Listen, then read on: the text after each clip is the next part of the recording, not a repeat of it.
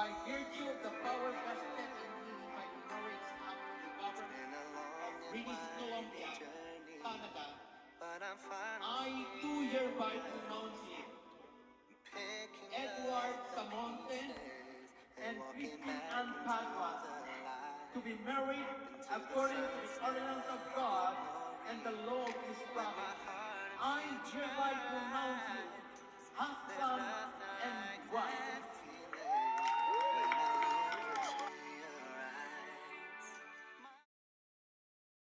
I think the reason why bakit kami nag-click ni Christine, maybe because we both love nature, and then yung ganitong setup na yung adventure.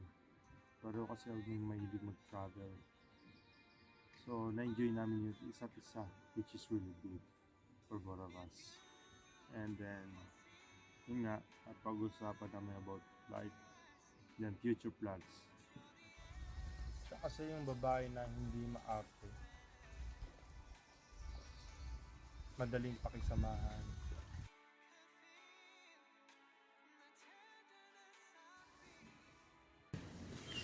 So, ayun, 2 more days before yung special day namin. Dito namin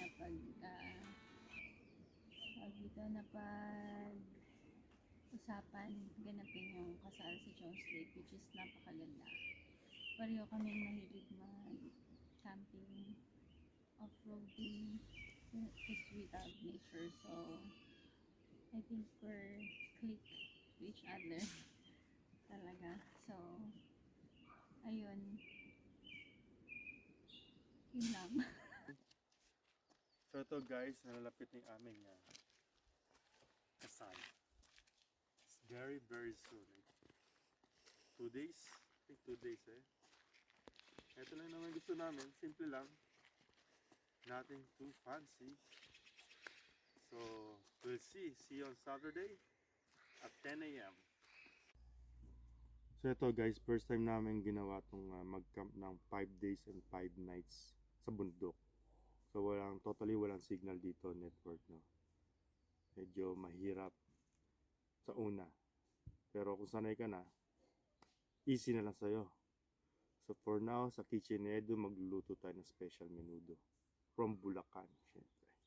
This is for you, Kitchen Edu Menudo.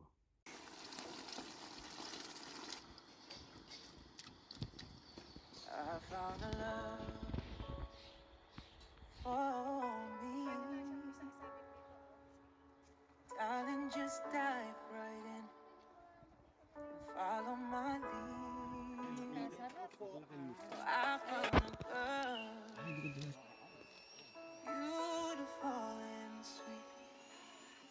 I never knew you were that someone waiting for me. 'Cause we were just kids when we fell in love, not knowing what it was.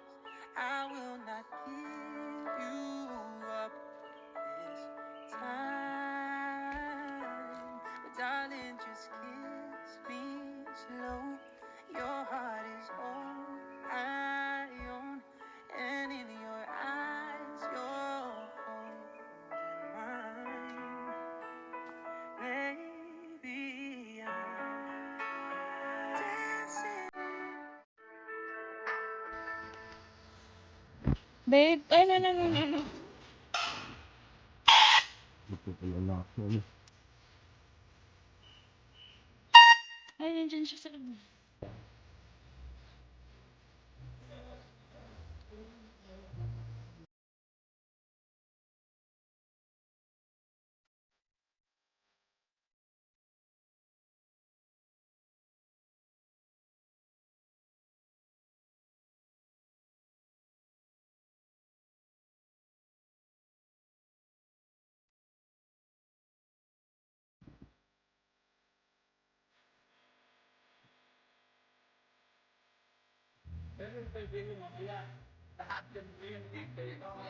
Oo, sige, sige po.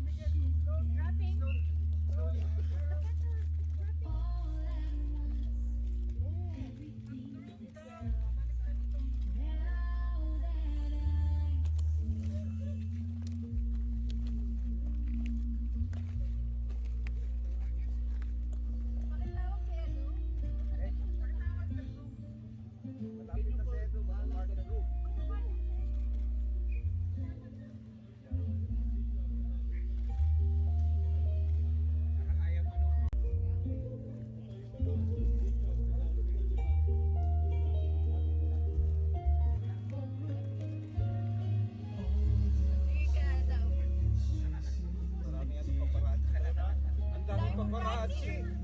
Si Edo daw. Nakakatsi.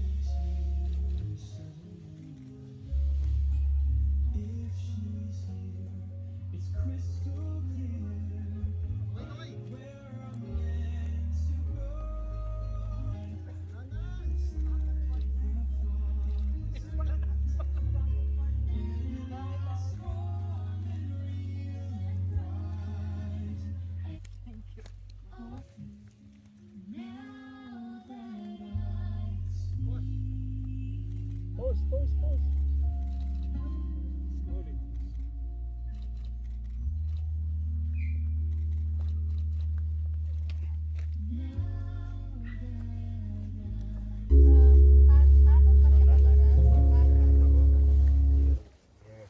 Ladies and gentlemen, good morning to all of you. And let's all stand up and let's welcome the bride. Let's give it a big applause to the bride.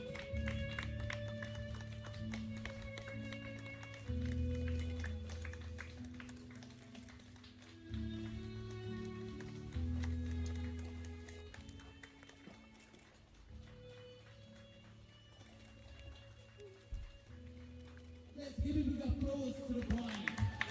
Yes, it's coming. The beautiful bride.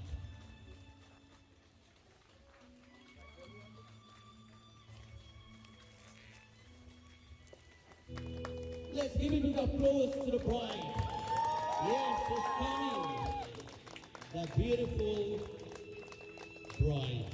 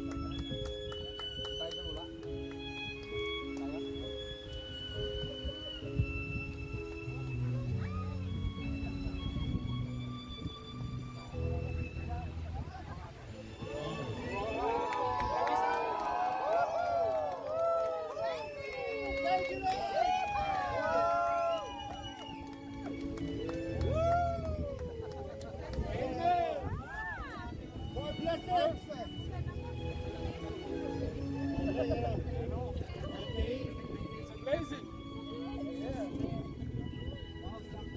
Let the ceremony begin. Get louder. Everyone, please. This time, I would like, we will gonna hear a recorded voice from both parents of Edward and Christine. First, we would like to hear the voice from the groom's side. Ay, manabagay maging maayos tayo nakasal. Maganda at kami wala dyan. Edo, sana maging maayos ang pagsasama niyong mag-asawa. Maging habang buhay, maging maayos. Hello, Edo. Binabati ko kayo sa inyong kasal. Sana'y maging masagana ang pagsasama niyo at maluwag. Welcome to the family, Tintin. Hello, anak.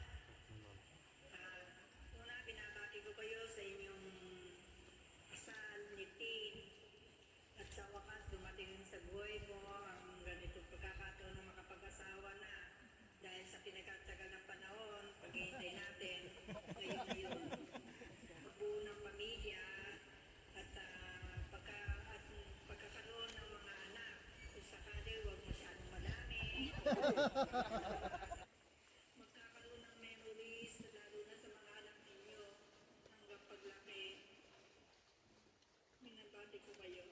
Masaya ako, anak.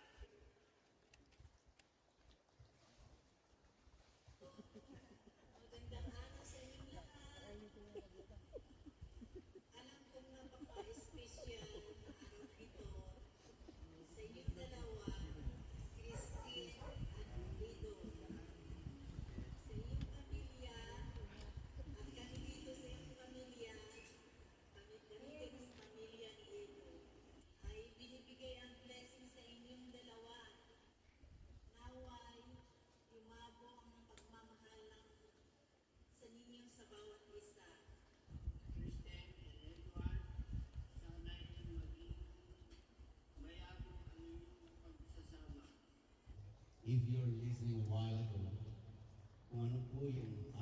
mensahe ay iisa po ng mensahe ng inyong mga magulang.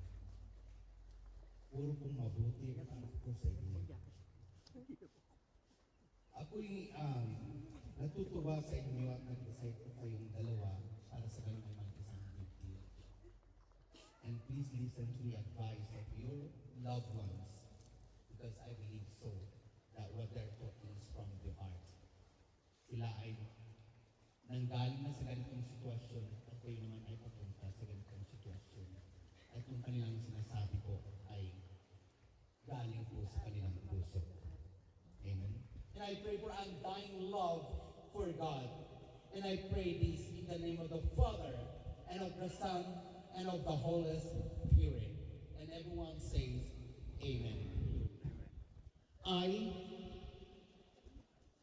Bishop Dr. George Apari, by virtue of the power vested in me by the Marriage Act of the Government of British Columbia, Canada, I too hereby pronounce you, Edward Samonte and Christine Ann Padua, to be married according to the ordinance of God and the law of this province. I hereby pronounce you husband and wife. Let no man sing to dissolve this union. Ladies and gentlemen, it is my great pleasure to present to you Mr. and Mrs. Samonte. Again, congratulations to both of you. Edward, you may now kiss the bride. Kailangan yung kiss 1 minute. Mine. Maybe I'm dancing in the dark with you between my arms.